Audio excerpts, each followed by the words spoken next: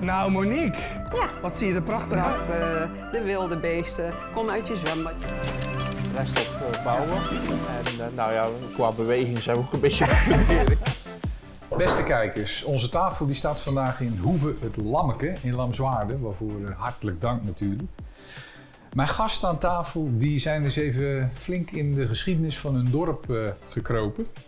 En om dat verleden tot leven te brengen hebben ze allemaal nieuwe feiten boven tafel proberen te halen op allerlei manieren.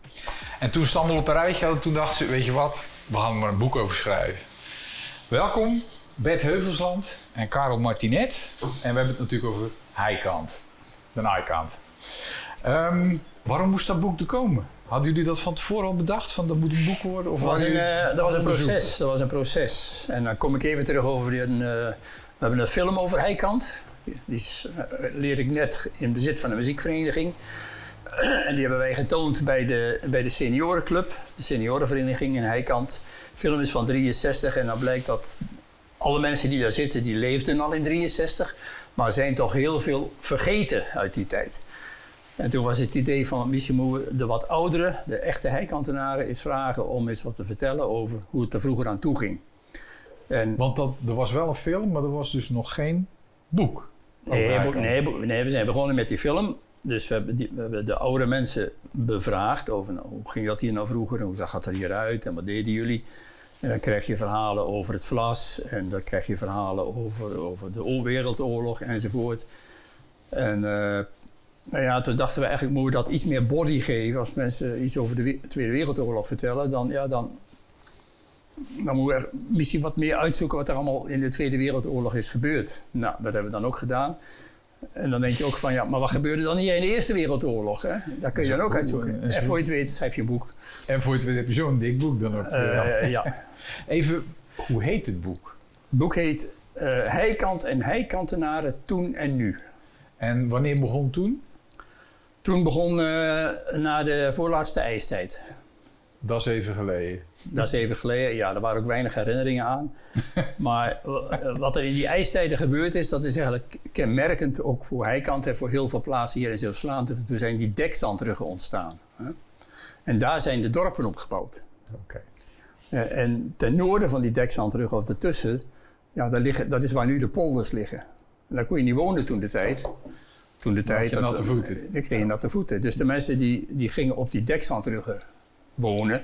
En in Heikant, die dekzandrug waar Heikant op ligt, die loopt nog een hele lijn door in België. En vanaf hoe lang wonen er dan al mensen op wat we nu Heikant noemen?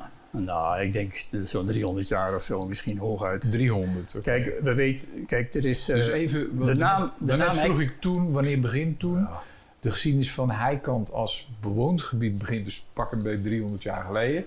Als geologisch gebied, ja, dan hebben we het over een heel ander verhaal. Dat is langer geleden. Ja, maar je weet wel dat er Carolingers geweest zijn in die buurt, want er zijn dingen opgegraven van de Carolingers. Je weet ook dat er nomadische stammen rondgetrokken hebben, want er zijn ook dingen gevonden. Ja. Weliswaar niet midden in Heikant, maar wel in de buurt. Dus je kan wel een beschrijving geven van hoe dat er ongeveer gegaan is en dat er gejaagd is en noem maar op. Maar kijk, de naam Heikant die bestaat sinds de 19e eeuw pas. Oké. Dus nog recent. In 1700 vind je niks over Heikant, want met dat gebied heette de Wilde Landen toen, of de Heide. Moet je nog even oppassen, want in Klingen is ook een gebied wat de Heide heet. Dus dat je dat niet door elkaar haalt. Ja, je hebt trouwens in Nederland een heleboel heikanten, hè? Ja.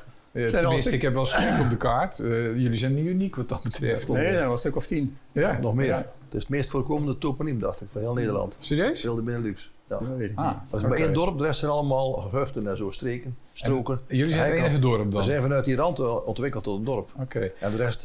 Nou, je hebt Heikant Zeeuws-Vlaanderen en Heikant bij Tilburg. Dat zijn de grootste. Ja, maar Heikant Tilburg is opgesloten door de stad. En dat is geen eigen dorp meer. Zeg je? Vroeger een boerendorp. Heikant bij Tilburg was een boerendorp. Ja.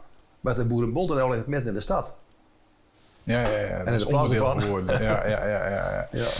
Maar goed, op een bepaald moment dan is het dus bewoond geraakt. Er zijn boertjes gaan wonen, die gingen daar... en er was een weg, denk ik ook, over die zandrug. Want ja, anders kijk, je hebt die zandrug en dan ten noorden daarvan liggen de polders. Hè?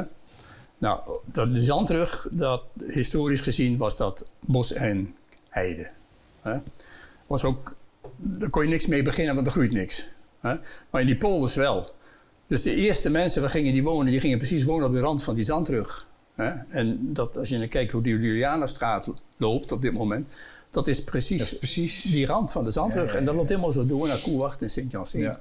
Dus daar zit er zeker een logica in. En dan gingen ze werken in de polders. Ja. En dan gingen ze werken in de polders. Maar het probleem is, die polders die overstroomden nogal eens. Okay. En als ze niet overstroomden, dan werden ze in oorlogstijd onder water gezet. Hè, want het noorden van Eikant ligt de Ferdinanduspolder. Dat is de meest onder water gezette polder van Zeeuws-Vlaanderen. Okay. Ja. En dus heel veel mensen konden daar ook niet wonen. Hè, want elke keer was die polder weer zout. Hè, vanwege dat onder water zetten. Dus dat was, het was gaan we misschien nu ook wel weer krijgen met de wisselpolders. Die verbinding van Koewacht en Sint-Jansteen die is een paar honderd jaar oud. Hè? Die verlocht een oude dijk. Maar op de grens, daar heb je bijvoorbeeld de Lekenstraat en de Kemelstraat. En die volgen precies de grens. En zo heb je ook de Ellenstraat, dat is de grens tussen Hulstraambacht en de heerlijkheid van Sint-Jansteen. En die bestaat al 800 jaar. En het zou best eens kunnen, die grenzen volgen natuurlijk lopen, wegen en zo. Dat toen die Hellestraat al lag op de scheiding. En ook de Lekenstraat, dat toen al een wegje was tussen Stekenen en de Hulstraambacht. Okay. Ja. Dus dan heb je al een Noordwest- en een Noord-Zuid, Oost-West- en Noord-Zuidverbinding. Karel, hoe hebben jullie het boek ingedeeld? Want je kunt een boek schrijven met dus een bak met gegevens, maar daar verdwaal je in. Hoe hebben jullie het behapbaar gemaakt? Bert is de hoofdredacteur en de eindredacteur tegelijk. En nog wat van die functies. En die heeft gezegd, we richten een team op en heeft mensen nog gezocht en ik ben er één van. En dat kan hij verder beter vertellen. We hebben zeg maar, de geschiedenis van Heikant, die laten wij beginnen ongeveer in rond 1700. Want daarvoor zijn de archieven niet helemaal duidelijk. En dus vanaf dat moment tot aan de huidige tijd hebben we een beetje beschreven in volgevlucht wat daar allemaal zich afspeelde en wat de mensen deden. Dat is deel 1. In deel 2 hebben we daar een aantal aspecten uitgelicht. Bijvoorbeeld hoe de parochie en de kerk ontstaan zijn en wat daar dan vooraf gegaan is. Er is een schoolstrijd geweest. Het hele onderwijsgebeuren heeft een apart onderwerp. Dus we hebben er nog een stuk of 20. En het derde deel, dat is misschien nog wel het interessantste en ook wel het uniekste, is dat we ongeveer 60 heikantenaren laten vertellen over hun geschiedenis en wat ze allemaal gedaan hebben en wat ze nou zo leuk vinden aan Heikant. Dat is ook het grootste deel. Ik bedoel, het boek gaat vooral over mensen ook. Mm-hmm. Mm-hmm. Kijk, de 19e eeuw, daar weten wij best wel veel van uit de kranten. Hè? Maar dat zijn allemaal verhalen over mensen. Meneer Jansen is onder de tractor gekomen. Hier is dit gebeurd en hier is dat gebeurd. Het is niet allemaal even interessant, maar we hebben er wel een stel dingen uitgehaald. En die geven dan een beetje een inkijkje zo in het dagelijks leven, zo van wat er allemaal gebeurt. Wat was het leukste verhaal? Wat jij opgetekend hebt? Ja. Zie je die veldslag met die smoklaar of zo? Oh, dat klinkt wel interessant. Vertel. Ja, nou ja. Het leukste verhaal. Karel, die veldslag? Nou, ik denk wat mij zelf het meest verbaasd heeft, hoe wild en woest het er in de tweede helft van de 19e eeuw aan toe ging. Iedereen die had een mes. En een snaphaan. En een snaphaan. En wat een? Een mes, een snaphaan is een geweer, hè? Ah, oké. En dat werd bij het minste of geringste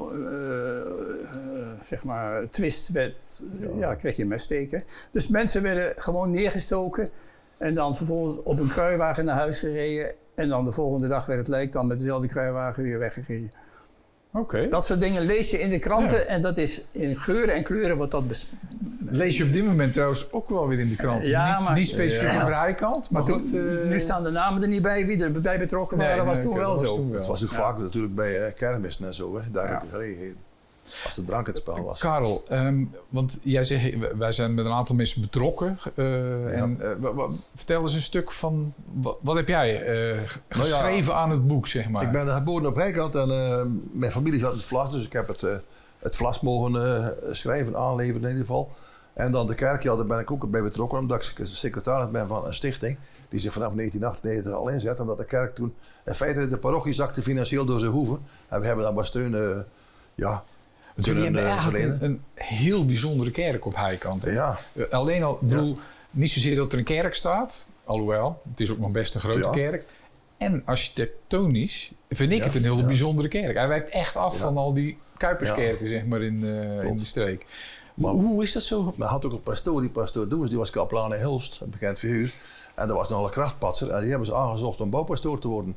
En die had een oom en die was architect, Sturm, die had een architectenbureau in Roosendaal. Ze kwamen allebei uit West-Vlaanderen.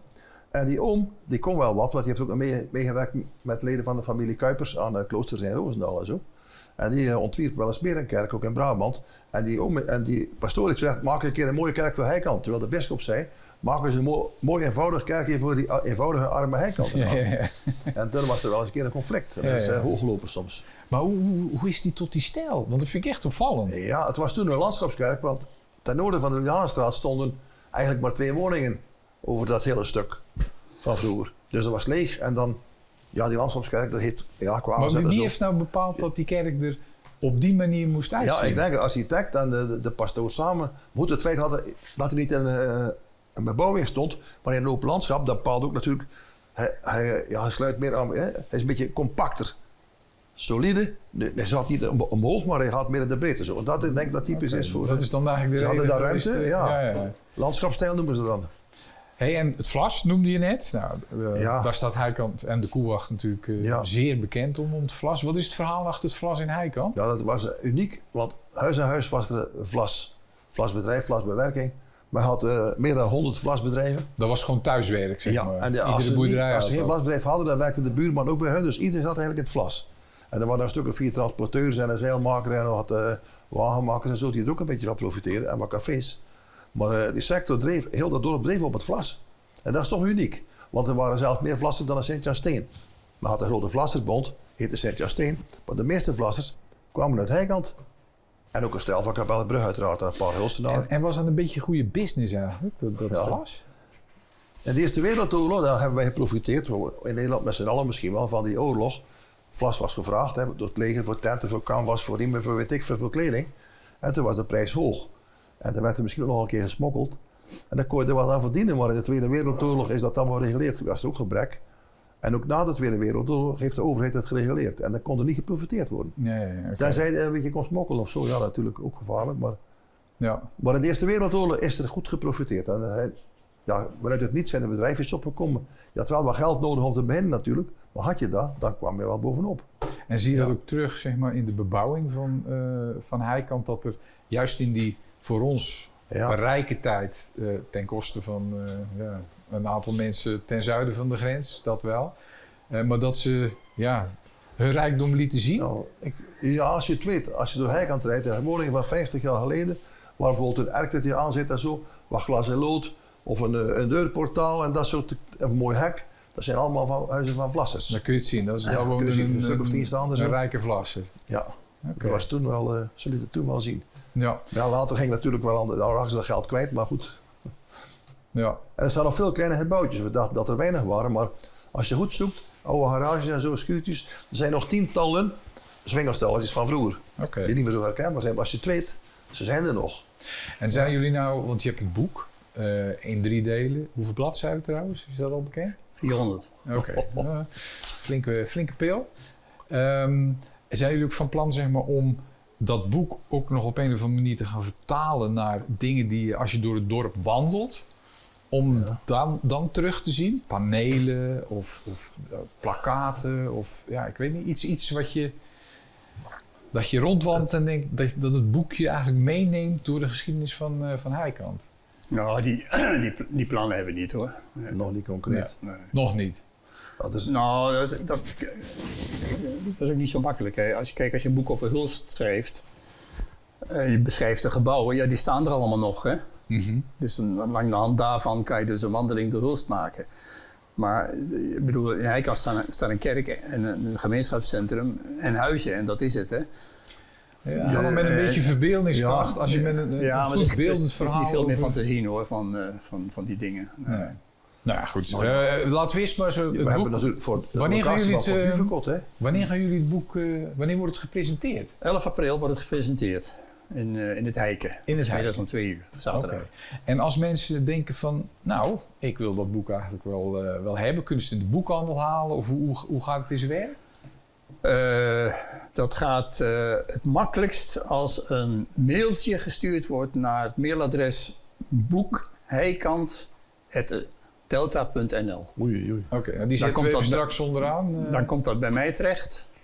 En dan reageer ik daarop met de details hoe ze het boek kunnen bestellen. Oké. En wat gaat het kosten? €30. Dat voor is niks, ook hè? duidelijk. 3 delen, €30, tientje per deel. Pakken 3 we. delen in 1 boek. In hè? 1 boek, ja. Ja. Het is niet dat het in een band gestopt is, zeg maar. Nee. De oude heikanten dat komt wel goed. Hè. Ja. Oké. Ja. Goed, dus mensen kunnen het bestellen op het e-mailadres wat we zo meteen hieronder gaan laten zien. Dat is jouw Ja. adres, Ja. daar kunnen ze het vinden. Even hoeveel mensen, als laatste vraag, hoeveel mensen zijn er nou betrokken geweest bij al het onderzoek en het schrijfwerk wat jullie gedaan hebben? Ja, dat is wel een goeie, hè? Dat moeten we even vermelden. We hebben dus Karel gehad natuurlijk, voor het Vlas en de kerk en de NCB, de Boerenbond. Dan hebben we nog een aantal mensen gehad, ik ga ze niet even allemaal noemen. Dat is voor de school hebben we iemand gehad. We hebben voor de muziekvereniging heeft iemand een stuk geschreven, een stuk of 5 mensen.